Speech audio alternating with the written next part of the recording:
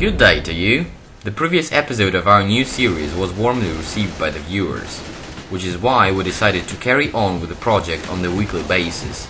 To cut the long story short, welcome to the second episode of the 3 rounds with, where we analyze the actions of yet another warrior in pajamas, Crosshair, Alesund. The recording is derived from the match against ESC Icebox while playing on D-Nuke map.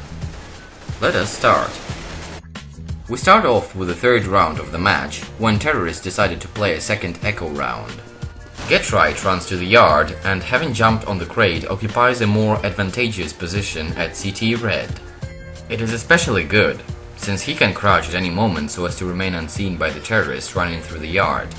He aims the roof because usually if terrorists occupy the yard, they do it in a nick of time, while boosting on the silo and jumping off to the main roof takes more time.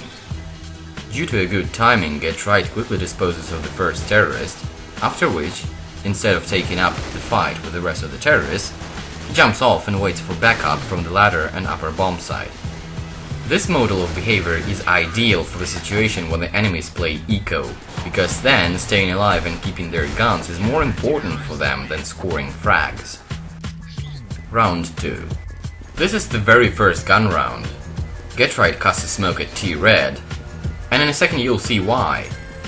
Counter-terrorists expected an upper bomb site rush, which is why Getright monitors the yard, staying close to the main so that he can render quick assistance on the upper bomb site. Nothing's happening, so Getright proceeds to the hangar, making sure at first that there is no one on the silo. This is when the smoke gets very useful.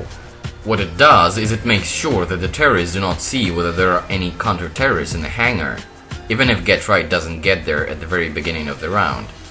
Take notice of how when the smokes and flashes start popping in the yard, Getright doesn't give up his position. Instead of that, he informs his teammates and keeps his head down. Having occupied position behind the smoke screen, he has the upper hand. He'll be the first one to see the enemy approaching out of the smoke, not the other way around. Scoring the first frag, he quickly leaves the cover and gets another kill, after which he takes no more risks. And in a moment, Getright gets pawned by Pasha, whom he hasn't noticed for some reason.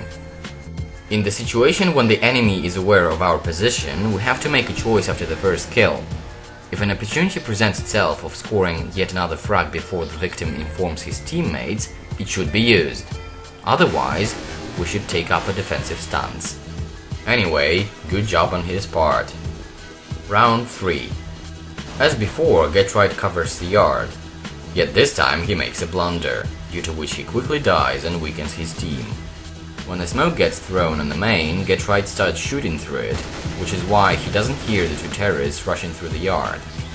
Not only had he wasted all the ammo viciously slaughtering the wall, he forgot about the timing, that is, that the terrorists get to the red quite fast.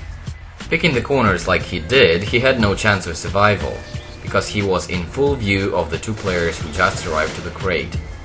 Perfect example of how the yard should not be covered. In the situation when you're out of ammo and there is a high possibility that the terrorists have taken the outer area unnoticed, the best solution is to ask your teammate on the ladder to check the yard. You yourself might also check the situation having reloaded the gun. A short look would be just enough to know if the terrorists are headed towards the lower bomb site from the stairs. That was it. While playing, remember to think and predict the possible moves and threats on the part of the enemies. Let us know whom you'd like to see in the next episode. See you at the dark side.